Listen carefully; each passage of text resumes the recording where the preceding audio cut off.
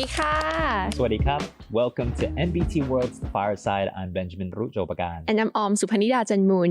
Every week we have a fireside chat exploring what's going on in Thailand, diving deep into our latest obsessions. Okay, so to set the tone, I have a very special quote by a Roman philosopher, Seneca the Younger. Ooh. So the quote goes, "We must go for walks out of doors so that the mind can be strengthened and invigorated by a clear sky and plenty of fresh air. At times, it will acquire fresh energy from a journey by carriage and a change of scene." Recently, people feel anxious and stressed and feel uncertain about the future as well, you know. Yeah. We were talking in a previous episode about how people are always on their phones and they just need to go out and touch grass. And yeah, exactly. Yeah. And that's what this episode is about. It's about getting people to touch grass, like literally, and go out and go for a walk. I think going for a walk is it sounds like such a simple solution, but there's so much that it can help you with. I think it's physically great for you to get your steps in. I think it's great for you mentally to just, walk and think and get off your phone. And I think it's also just great for you, like, to, practice being by yourself. In Thailand, we have, I think it's called like Deun Jongkom, which is the concept of like meditative walking. Yeah, related to Buddhism as well. So Yeah. what about you? What do you think about, how do you feel about walking? Can it solve your problems that happen in your mind when you have like experience or face something difficult? I think so. I think that when I'm walking, when I'm pacing, I think better. When I'm on the phone, like I have to keep walking around the room to like keep thinking. I don't know why that helps. When I'm just going for a walk and listening to music or listening to a podcast, not trying to like stick to my phone too much, I just feel great, like emotionally, hormonally, physically. I think by the end of it, a good walk, like a good 15 to 20 minute walk, does wonders for me. The only problem is that I would say in Thailand, it's the weather. Yeah. I think it's the main thing, the main reason that people don't walk as much as in the Western countries because of the weather and the temperature. During the day, especially midday, but in Western countries, it encourages you to walk more because you don't sweat too much. I think specifically temperate countries too, right? Because in Japan, I think the statistic for the number of steps in that the average person gets is crazy high because it's nice to walk there. They just live in a nice climate. But I don't think that's I don't think that should stop Thai people from getting their steps in. And definitely, it's just great for them in so many different dimensions. So this episode is all about great places to walk in, namely our urban green spaces here in Bangkok. Wow, it's a great topic. Yeah. Can't wait. So the first one, I would like to start with the first park that we want to recommend you to go and maybe set your occasion, set your time to go there. So it's Lumphini Park, or aka Suan Lum. People often compare it with Central Park in New York because it's right in the city. So it's opened in 1925 during the reign of King Rama VI. So you can see the statue of King Rama VI stand at its entrance to commemorate the park's founding. So I want to talk about how large is it because it's right in the city, and it's around 360 rai or 57 hectares. So the Lumphini Park has long served as a green oasis in the heart of the city, which is a great idea of building this, offering fresh air, open space, and a place for walks of life together. Yeah, it's just such a great social institution. It's such a great third space. You can see that it has the Lumphini Park Library, it has the Lumphini Youth Center, it has Buddhist Dhamma activities. There's concert in the park every year. by the Royal Bangkok Symphony Orchestra. And there's also the Sun Ahan Si Thai Dem, or the Si Thai Dem Food Center, which has all the food and beverage concessions as well. Yeah, and not just that, the park is also home to several social institutions like Lan Tawan Yim or Smile Sun Ground. This place with spacious playgrounds, resources that accommodate people with disabilities. And also the Bangkok Elder Citizens Club. So it's organized in the Lumphini Hall.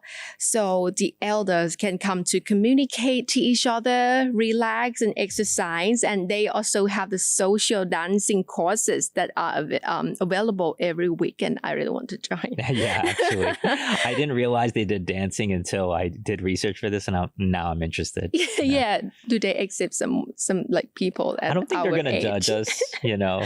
Yeah. They might find it kind of cute. Welcome. Yeah. And also the Home of Hope is a refugee for homeless and homeless children especially, that provides information, advice, and education to help children in need. This goes to show like just how many roles and activities and venues and institutions that a park can really contain, you know? Yeah, it plays different roles. And if you go to this park, you will feel like all the buildings surround you, but you are right in the center of the green. So, true. yeah, that's why people say that it's like Central Park in New York. And one trip advisor reviewer say that with its well-maintained grounds and diverse attractions, Lumphini Park stands out as the best park in Bangkok. I love that. I love that he wrote it like a real, like he's been reviewing all of these things. You know, it's such a perfect line that I had to include it in this thing. So Lumphini Park is not stopping there. This year, it's going to celebrate its 100th anniversary with several major renovations. And this includes kind of the usual upgrades that you might expect, like the upgrades to the park facilities like bathrooms and signage and security and lighting and parking. But there's also some major developments. There's going to be new learning areas and centers, as well as educational walking trails that explain and teach people about urban farming, environmental issues, and also Thai arts and culture.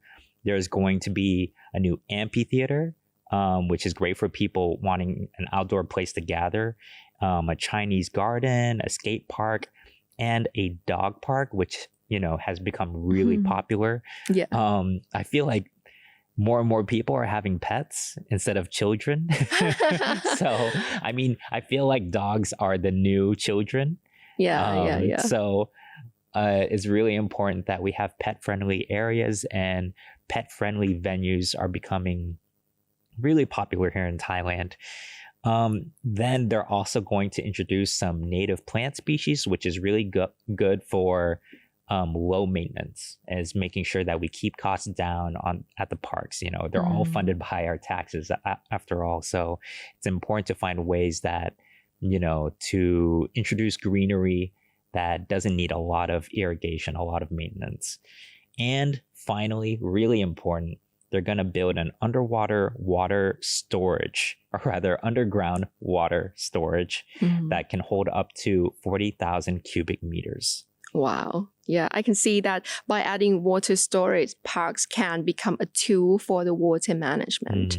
And also for people who don't know, I think there are so many people who know this information. Bangkok is located in the Chao Phraya River and area. So it has an elevation of just 1.5 meters above sea level. So that's why there's so many times that Bangkok experiences flood. Yeah. And due to climate change and heavy groundwater pumping, which leads to land subsidence, Bangkok great risk of facing flooding. Of flooding.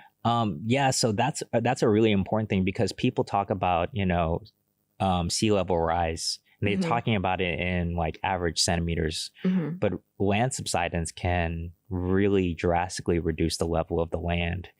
And, you know, the fact that, you know, it says 1.5 meters above sea level. excuse me. But that's average. So there's plenty of areas that are below sea level. There's plenty of areas that are at sea level. 1.5 meters is not a lot, actually. So that brings us to our next park that I want you guys to check out, which I think a lot of trendy people have checked it out already, which is Benjakitti Forest Park. And that's in the Klong Toi district. Now, Benjakitti Forest Park, as it currently exists, it's been expanded recently, is one of the newest parks in Bangkok. It has a skate park, a dog park. I wonder where Lumphini got that idea. An amphitheater, we talked about that before, as well as a skywalk. It's called the Green Mile that connects it to Lumphini Park as well. But it used to be built on, or it is built on, a tobacco factory. It used to belong to the tobacco monopoly. Wow, fun fact. Yeah. And this spans 450 rai, or 72 hectares. So I find it really ironic that something that used to affect so many people's lungs negatively is now a force for good. Yeah, that's true. And, we were talking about how Lumphini has underground water storage. Well, the park itself, the Benjakitti Park itself, is the water storage here. It also have a unique design that lets the park flood and drain while still being accessible. So for the landscape, it had hundreds of little islands, and also it created a wetland environment. And there are over 300 species of local plants that require very little maintenance or irrigation. So as an urban wetland, Benjakitti Park can hold as much as 200,000 cubic meters of rain during the monsoon season as well. That's really impressive, the sheer capacity that a wetland can hold. I think that's the design capacity. Yeah, but you might wonder, so how, when it's flooding, how can people still access it? I'm so glad you asked. So instead of paved walkways that are right next to the grass, that are at the same level of the grass and snaking through the hills, they have elevated walkways on 2 tiers. They have a low-level concrete walkway that is still set apart, still standing above the wetland. And then there's a more high-level kind of boardwalk or skywalk that lets people crisscross the wetlands without getting their feet muddy, right? So this is really innovative to me because I think that, obviously people, when they think of a wetland, they don't think it's necessarily that gorgeous, but I think Benjakitti looks great. I think it's very different from all the other parks. And I think a lot of parks in general, they're kind of Western inspired by, manicured lawns and really immaculate grass. But Benjakitti Park makes me, when I see it, I feel like that's a truly Thai park because, Bangkok is built on what's basically wetlands. And so using native species, creating a native environment that also serves as flood management. I mean, it has so many benefits, even from an urban planning perspective. I mean, we started talking about this from a health perspective. Yeah. And we have already talked about 2 parks. So which one do you prefer so far? I mean, I have to say Benjakitti. I think Benjakitti is, I think it's so I think the fact that, frankly, I've just been on more dates at Benjakitti. I'm just I feel like Lumphini it's great and everything and has a swimming pool and all of that stuff. But, there's a dog park and, it's just kind of romantic. And I see a lot of people enjoying it for graduation photos and things like that. So I just feel like it's just more activity, more happening. Yeah, and more Instagrammable as well. It's good to take picture there. So I would say, okay, I'm a team of Lumphini Park as well. So we just want to balance. Oh, right. but the real reason is you can see, if you are cat lovers, you can see so many cats in Lumphini Park, hundreds. Like strays. Yeah, yes, stray cats, but I would say park cats. Yeah. Yeah. So as a cat lovers, I go run there.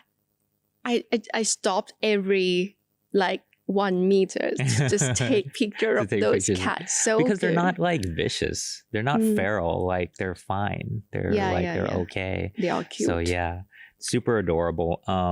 So one reviewer said, Brian C. Said, magnificent park, a place where you can get away from the hustling and bustling traffic of BKK, and yet it is in the middle of the city. And another one, Kun Soi Sudapi said, overall, Benjakitti Park is a spectacular green park that is the heaven existing in Bangkok. What a glowing review. I love that. So I'm going to move on to 2 parks, 1 trip. Mm-hmm. If you go 1 time, you can visit 2 parks. So next couple parks that we recommend are a little far from the downtown area, but well worth the trip. They are King Rama IX and Nong Bon Lake Park, which are both right next to each other in Prawet district. Right. Okay, so let's start with King Rama IX Park, also known as Suan Luang Ro Gao. So as the name suggests, the park was built to mark His Majesty the late King Bhumibol Adulyadej the Great's 60th birthday in 1987. And at 500 rai, which is 60 hectares, it's a massive park that's divided into 6 sections. And some of the highlights include the iconic Ratchamongkol Pavilion, which is a 9-sided structure, Ragao, with 9-sided golden pillars and 9 exhibition rooms that display the king's biography, his royal duties, his royal projects, and even some of his personal royal belongings. And these all obviously refer to the fact that he is the 9th monarch in the Chakri dynasty. So you're going to see references to 9, the number 9, but also to the numbers 60, his birthday anniversary, and 5. And the 5 comes from the fact that it is the 5th cycle of his birthday anniversary. And this is something that I only kind of recently understood, which is that the 1 cycle of the Thai zodiac is 12 years. So if you divide 60 by 12, you get 5. So it is the 5th cycle birthday anniversary. And you can see these dimensions, or you can see these numbers reflected in the dimensions of the building, in the pillars, the size of the exhibition room, and also in the capacity of the audience in the main hall, which is 500, can seat 500. And so there's lots of symbolic touches to the way it was built. Yeah, I think this park is perfect for someone who wants to learn about Thai history, Thai culture, and also the relationship between Thai people and the royal family, like how we honor them. So however, I think that King Rama IX Park is best known for all its different gardens. And the botanical garden has 2,300 plant species organized by taxonomy and grown for research and educational purposes. There are also several international themed gardens representing China, Japan, Spain, in the UK, France, and Italy, designed in collaboration with their respective countries as well. So it's like a Gardens of the World kind of situation. There's also, for the US, there's a geodesic dome, very high tech, that was built with support of the American Chamber of Commerce in Thailand. And that one contains rare desert plants, actually. So that's kind of cool. I think that, we've only scratched the surface of this park. There's so much that you could talk about. You could fill the whole episode with this park, but I really think you got to see it for yourself. There's one reviewer that said, we go here for romantic times to lay out on the grass under a tree.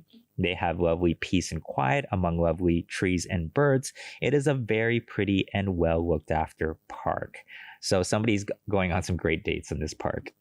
And right next to it, though, however, is the Nong Bon Lake Park, which is even bigger at 644 rai or 103 hectares.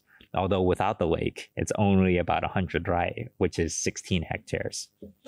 Nong Bon Lake is the largest of Bangkok's 25 monkey cheek reservoirs, which take on water during a flood and then release it in a drought, which is a special kind of royal project. Yeah, and Nong Bon Lake Park is built in order to honor and celebrate the 6th cycle birthday anniversary of the current king. Yeah. So, and because it's so massive, there are public funded sports center for people to take the affordable sailing lessons.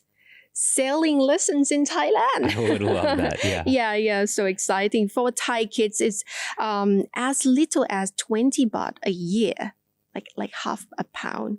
And for foreign nationals, you are waiting for this. It's only 300 baht a year. So they have lesson at 1 p.m. and 4 p.m.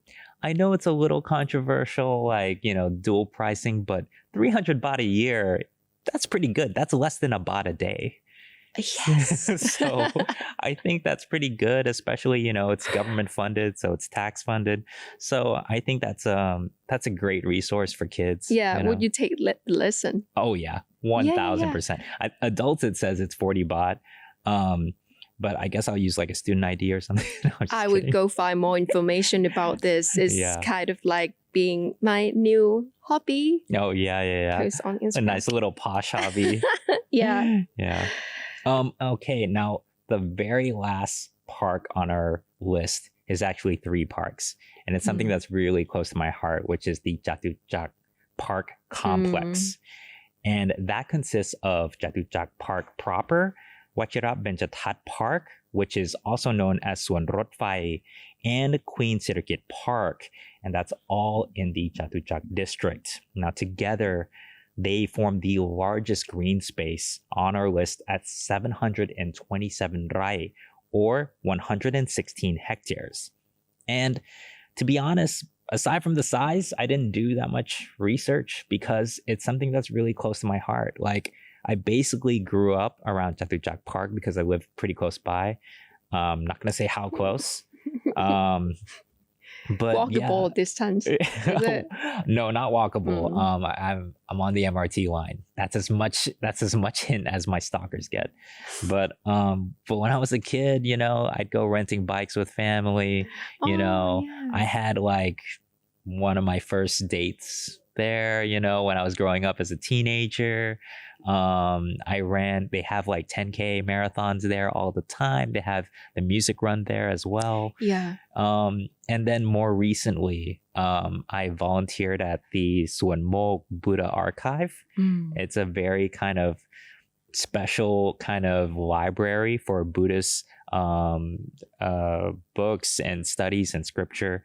So there's, I feel like you could explain my life through the Jatujak Park complex. And that's what I think is so great about parks. Like, parks are all about how people build their, they use it for so many different stages of their lives, whether growing up, courting people, socializing, growing old. You can see the entire life cycle of people in these parks, and so that's why it's my personal bias. It's my favorite. I can see that.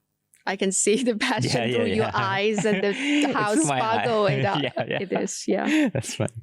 So on the weekend, there's a great morning market with plenty of parking. They expanded parking recently, and you can get really cheap katom, which I always love to get like a few sides. They have like millennial egg, which is kayoma. And so I just love to get all the insightful. Yeah. It's so good. It's so good, and it's so affordable. It's so cheap. Considering what kind of if you really want an authentic experience, go to the market in the morning. Yeah, the morning market is for other activities. You can also rent the mat, the bikes, and also the kayak boat. Yeah. There's so many activities like dancing or free activities that you can do together with other people as well. Yeah. So, but if you don't have time to go to the parks that we have recommended today, you can also go to the park, which is a pocket park that the government tried to increase the amount of the pocket parks around Bangkok with the idea of walkable distance within 15 minutes or 800 meters. So now we turn it over to our audience. Is there any park you love that we didn't mention? Let us know in the comments section of NBT World's online channels. You can find us on YouTube, Instagram, Facebook, and Spotify. Thank you so much, and we'll see you all next time. Bye!